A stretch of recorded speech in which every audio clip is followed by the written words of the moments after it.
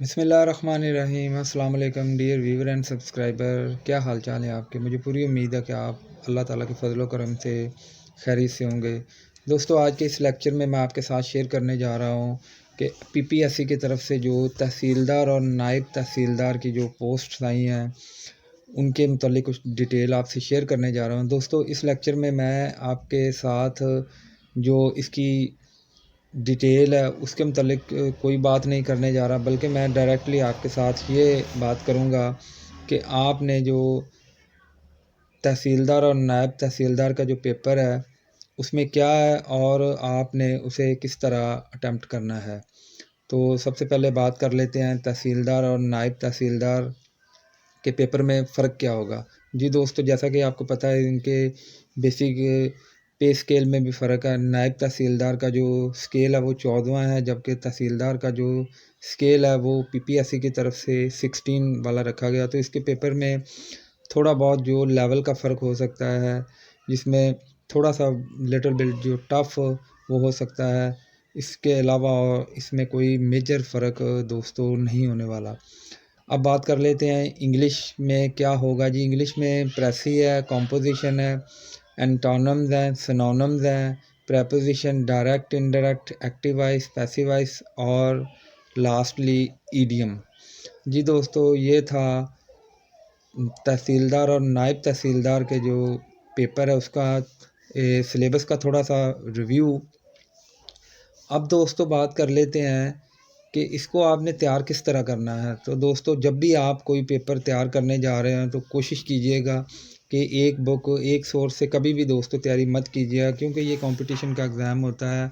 इसमें बेशुमार लोग जो हैं वो हिस्सा ले रहे होते हैं, बेशुमार लोग अच्छी खासी तैयारी करके जाते हैं। तो जब आप हल्की तैयारी के साथ जाते हैं तो दोस्तों आपकी वहाँ दाल नहीं गलती और फिर आप कह देते हैं जी कि एग्ज़ामिनर ने मेरे साथ ज़्यादती किया, एग्ज़ामिनर को मेरे से कोई बायस था। एग्ज़ामिनर को आपसे कोई दोस्तों बायस नहीं है, क्योंकि जब आपका पेपर अच्छा होगा तो एग्ज़ामिनर ने आपको नंबर देने ही देने हैं। एग्ज़ामिनर बेचारे को क्या पता है कि आपका पेपर कौन-सा है, कौन-सा नहीं है। आपने कौन-सा उधर जाके अपना पेपर जो है खुद प्रेज़ेंट करना है, बल्कि आपका जो पेपर होगा वो खुद बोलेगा। अच्छा पेपर अच्छे नंबर लेगा, जो जो पेपर हल्का होगा ज़ाहिर-सी बात है उसके नंबर भी हल्के आएँगे। तो दोस्तों, चंद एक टिप्स हैं वो मैं आपसे शेयर कर देता हूँ। पिछले लेक्चर में भी मैंने शेयर किए हैं तो चलें इस लेक्चर में भी मैं आपके साथ शेयर कर देता हूँ आपकी फ्यूचर और फर्दर जो रहनुमाई है।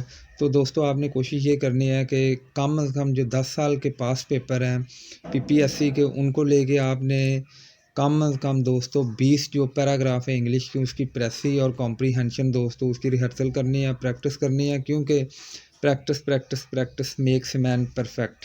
प्रैक्टिस के बगैर दोस्तों कोई शॉर्टकट नहीं है, और कंपटीशन के एग्ज़ाम में तो दोस्तों बिल्कुल ही किसी शॉर्टकट की गुंजाइश नहीं। दोस्तों, कंपटीशन के एग्ज़ाम और आम एग्ज़ाम में फ़र्क ये है कि आम एग्ज़ाम में आपने फ़ेल होने से बचना होता है। जी हाँ, फ़ेल होने से बचना होता है, आपने सिर्फ पास होना होता है। जबकि कंपटीशन के एग्ज़ाम में दोस्तों याद रखिए ये एक रेस है जिसमें आप हिस्सा ले रहे होते हैं और दूसरे कंपेटिटर भी आपके साथ भाग रहे होते हैं। तो आपने इसमें दूसरों को आउटशाइन करना होता है, दूसरों से दोस्तों आपने आगे निकलना होता है।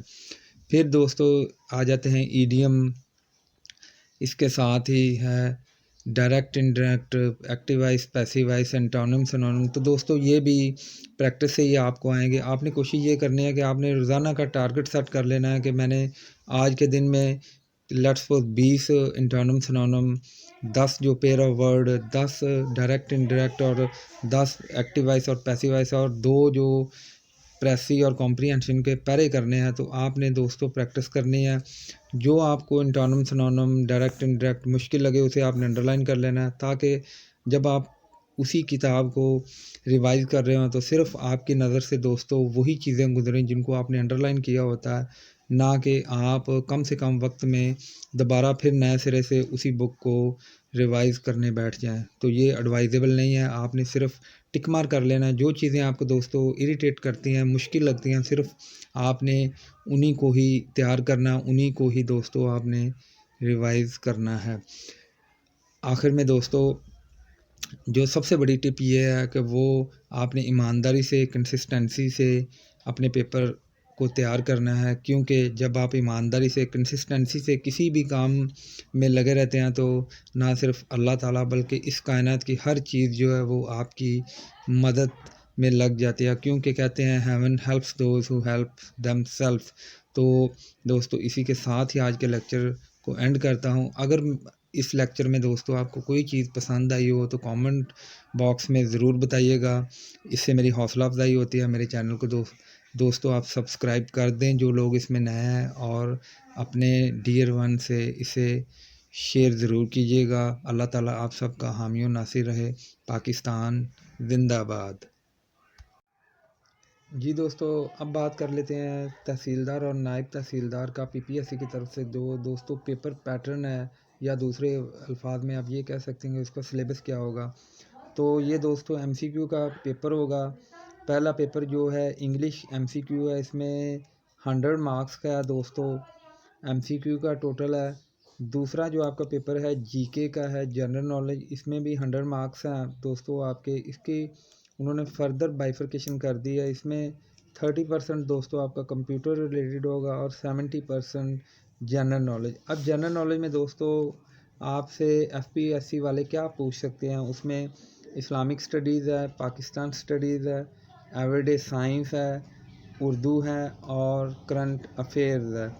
फिर तीसरा जो दोस्तों तहसीलदार और नायब तहसीलदार का सिलेबस है पीपीएससी की तरफ से, वो है आपका इंटरव्यू और वीवा। ये भी 100 मार्क्स का दोस्तों। इसकी भी ये टोटल कुल 300 नंबर बनते हैं, और इन 300 में से दोस्तों जो ज़्यादा नंबर लेगा रिटन में उसी को इंटरव्यू के लिए कॉल की जाएगी। और उसके जो हैं दोस्तों मराहल और हैं, उसके लिए भी इंशाल्लाह लेक्चर मैं बना दूंगा। तो तब तक मुझे दीजिए इजाज़त, और अब चलते हैं इसी लेक्चर के दूसरे पोर्शन की तरफ, जिसमें पेपर का जो सिलेबस है और पेपर को अटेम्प्ट किस तरह करना है वो मैं आपके साथ शेयर करता हूँ।